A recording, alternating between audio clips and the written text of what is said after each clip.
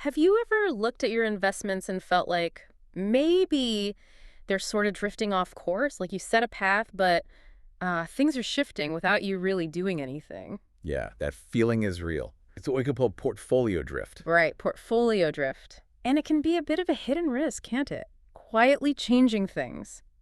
So today, we're going to dive deep into that, and more importantly, how to deal with it using portfolio rebalancing. Exactly. That's the plan. We want to cut through the jargon, and give you clear, actionable stuff based on what the research actually says. Get straight to the point. Yeah, give you a shortcut, basically, to understanding why rebalancing is just so crucial if you want to be proactive about your investments.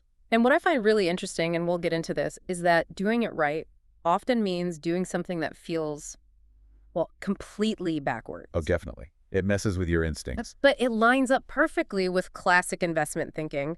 So yeah, get ready to maybe challenge some gut feelings today. Okay. Okay, so let's unpack this. Portfolio rebalancing, what is it fundamentally? At its simplest, it's just periodically adjusting your mix of investments, stocks, bonds, whatever, back to the original percentages you decided on, your target allocation. And why do we even need to do that? Why the drift in the first place? Well, it's because different investments grow at different speeds, right? Stocks might zoom ahead while bonds lag, or vice versa. Makes sense. So over time, if stocks do really well, they become a bigger piece of your overall pie than you initially planned. Your portfolio starts to look different. And riskier, potentially. Exactly. Rebalancing is primarily about controlling that risk. It brings your portfolio back in line with the risk level you chose, the one that fits your goals. It stops you from accidentally becoming way more aggressive or sometimes way too conservative than you intended. Okay, here's where it gets really interesting, and this comes up in the sources. Imagine you start with that classic 60% stocks, 40% bonds mix. Pretty standard moderate risk. Very common. Now, let's say stocks go on a tear for a while. If you just let it ride, that 60-40 could easily become like 80% stocks, maybe even 85%, and only 15% bonds. Yeah, that happens surprisingly fast sometimes. Right. And suddenly your balanced portfolio isn't balanced at all. It's become really aggressive, maybe way more risk than you're comfortable with, and you didn't even actively choose it. It just happened. That's the drift, and that's exactly why you need to act. In that, say, 85-15 scenario, rebalancing means you'd step in and sell some of those high-flying stocks. The ones that feel good to own? Yeah, the winners. And you'd use that cash to buy more bonds, the ones that are now underweight. To get back to 60-40, you're dialing the risk back down to where you want it. And it works the other way too, right? If the market tanks. Absolutely. If stocks crash, your 60% might drop to, say, 45%. Now your portfolio is too conservative. Rebalancing then means buying more stocks when prices are low to get back up to that 60% target. Okay, this is the part that messes with people's heads, I think. The discipline. You're basically forced to sell what's doing well when prices are high. And buy more of what's doing poorly when prices are low. It feels completely counterintuitive. We want to chase the winners. It really does go against the grain, doesn't it? Yeah. But think about it. What's the oldest advice in investing? Relo, sell, buy. Exactly. Rebalancing forces you to do that systematically. You're trimming winners, taking some profits, and reinvesting in the assets that are cheaper, relatively speaking. It's disciplined. So it's not just about risk. It potentially helps returns too, or maybe risk-adjusted returns. That's the key insight from the research. It's about improving your risk-adjusted results. You might give up a tiny bit of return at the very peak of a bull market because you sold some winners early. Right. But you also avoid being massively overweight when things turn sour, and you're buying more when things are cheap. Over the long run, this tends to lead to a smoother ride and better returns for the amount of risk you're taking. That's often measured by something called the Sharpe ratio. Rebalancing helps optimize that. Okay, that makes a lot of sense. So we know why we need to do it. Control risk, stay aligned. How do we actually do it? What are the strategies? Good question. There are basically two main ways people approach this, plus a sort of mix. First up is calendar-based rebalancing. Okay, sounds straightforward. It is. You just pick a date on the calendar, say every January 1st or maybe the first day of each quarter or even monthly for some.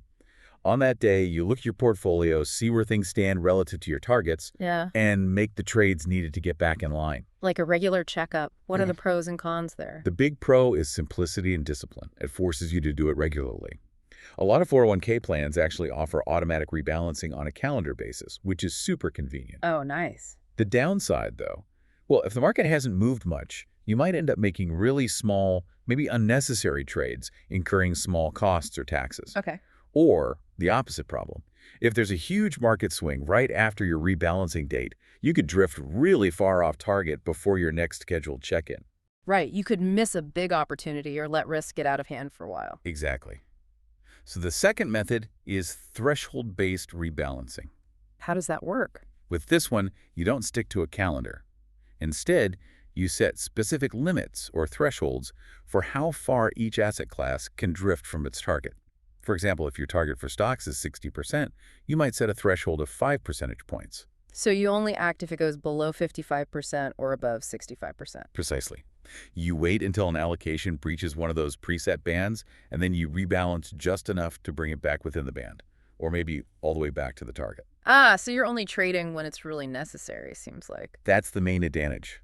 It can reduce unnecessary trading, cut down on transaction costs, and minimize taxable events, especially in stable markets where you might not need to do anything for months, even years. But what's the catch? The catch is you have to monitor your portfolio weights pretty regularly to know when a threshold has actually been breached. It requires more vigilance, and when you do trade, the trades might need to be larger because you've let the drift run a bit further. Okay, so calendar is simple, but maybe inefficient. Threshold is efficient, but needs more monitoring. Is there a middle ground? There is, and it's often called the hybrid or combined approach. It's pretty popular for exactly that reason, finding a balance. How does that work? Best of both worlds. Kind of, yeah. You check your portfolio on a regular schedule, maybe quarterly like the calendar method, Okay. but you only make trades if, at that time, one of your asset classes has drifted past its threshold, like in the threshold method. Ah, I see. So regular check-ins, but only act if needed. Exactly. You get the discipline of the schedule, but the efficiency of only trading when the drift is significant enough to warrant it. It avoids tiny, pointless trades, but still catches major deviations. That sounds pretty practical. It is. But it's really important to remember there's no single best way for everyone. Your ideal strategy depends on things like, how volatile the markets are, what your trading costs are, and definitely tax considerations.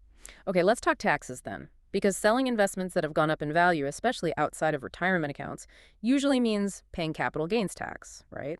How does that fit into rebalancing? Taxes are a huge factor, especially in taxable brokerage accounts.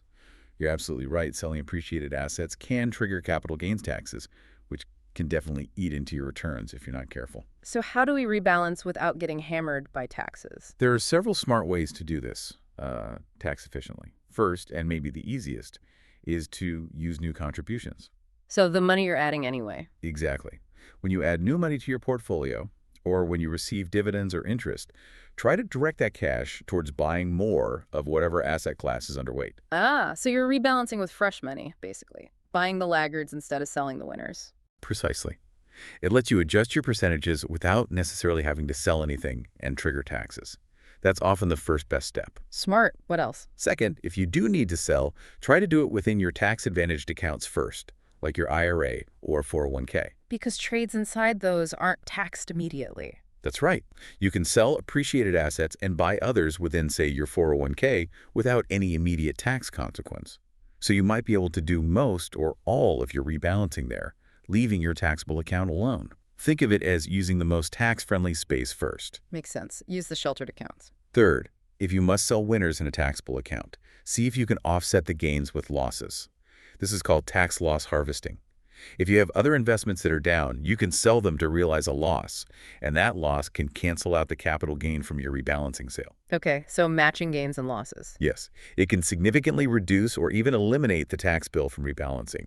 And finally, for people who are charitably inclined, consider donating highly appreciated shares directly to charity instead of selling them first and donating the cash. How does that help? Well, you get rid of the overweight asset. You generally avoid paying capital gains tax on that specific appreciated stock altogether, and you still typically get a tax deduction for the full value of the donation. It can be a very efficient way to rebalance and give back. Wow, those are some really practical tips. So using new money, prioritizing retirement accounts, harvesting losses, and strategic donations, ways to minimize that tax friction. Exactly. Keeps things efficient. Now, here's something else that came up in the sources that I found fascinating. Rebalancing is about sticking to your plan, right? Getting back to your targets. Hmm. But what if the plan itself needs to change? What if your life changes? That is a critical point. Rebalancing keeps you on track with your existing plan. But your plan isn't set in stone forever. Right. Your financial situation, your goals, maybe your tolerance for risk, these things evolve over time. Maybe your income jumps significantly, or you inherit money, or you get closer to retirement. So if your wealth, say, doubled, like in one example. Yeah, exactly. If your wealth doubles, maybe you don't need to keep 40% in lower risk bonds anymore. Your capacity to take risk might have increased. So instead of just rebalancing back to that old 60-40, You might decide to strategically update your target allocation itself. Maybe you decide a 70-30 stock bond mix or even 80-20 is now more appropriate given your new circumstances and goals. so it's a two-step process almost. Rebalance to stay on course, but also periodically check if the course itself is still the right one. Perfectly put. Rebalancing maintains the current strategy, but you absolutely need to review the strategy itself regularly. Look at your investment policy statement or your overall financial plan and ask, do these targets still make sense for me today? Are they aligned with my current life, my current goals, my current comfort with risk? It's an active process, not just set it and forget it entirely. Definitely requires ongoing attention to the big picture. Okay, this all sounds really important, but honestly, also, like, it could be a bit of a chore tracking percentages, checking thresholds, dealing with taxes. Is there an easier way? Can technology help? Oh, absolutely. Technology is a huge help here. We're really fortunate now. Many brokers and especially robo-advisors offer automatic rebalancing features. How does that work? You basically tell the system your target allocation, your 60-40 or whatever it is, and you can often choose whether you want it to rebalance automatically on a schedule, like quarterly, or based on thresholds, like if an asset drifts more than 5%. And it just does it for you. Pretty much, yeah. Yeah. The system monitors your portfolio and automatically executes the necessary trades to bring things back into alignment when your rules are triggered. It's designed to be very hands-off. Wow, the benefits there seem pretty clear. It takes the emotion out of it, ensures it actually gets done. Exactly. Discipline is probably the biggest benefit. It removes the temptation to procrastinate or to second-guess selling winners or buying losers because of how you feel. It just executes the plan. And saves you the hassle of calculating and placing all those trades yourself. Sounds like autopilot for your portfolio adjustments. It really can be. Yeah. Now, some people do prefer a manual hands-on approach. They might feel they can be more opportunistic, perhaps rebalancing more aggressively during big market drops. Sure, I can see that. But for most people who want consistency and discipline without the constant effort, auto-rebalancing is an incredibly powerful tool. It helps ensure your strategy is actually implemented over long term. Whether automated or manual, though, the key is having a system and sticking to it. Right, the system is what matters. So let's sort of tie this all together. What's the bottom line here? Making rebalancing a regular habit does a few key things. Fundamentally, it keeps your risk level where you want it, stopping that quiet drift. Controls the risk. Got it. It systematically forces you into that buy low, sell high discipline we talked about, even when it feels weird. The counterintuitive part. Yeah. And this generally leads to a smoother investment experience over time. Now, is it going to maximize your returns in every single raging bull market? Maybe not. You might trim some winners a bit early. Okay. But the flip side is crucial. It helps prevent you from being way too exposed when the market turns down, and it ensures you're buying more when assets are cheaper. Over the long haul, the evidence suggests rebalanced portfolios tend to offer better risk-adjusted returns. That Sharpe ratio, again, compared to portfolios you just let drift wherever the market takes them. You get more return for the risk you take on. That's a powerful takeaway. Managing risk, imposing discipline, potentially better risk-adjusted results. Seems like a no-brainer, even if it feels odd sometimes. So as you think about your own investments, maybe ask yourself, are you actively keeping your financial ship on the course you originally plotted? Or have you maybe, without really meaning to, drifted into riskier waters?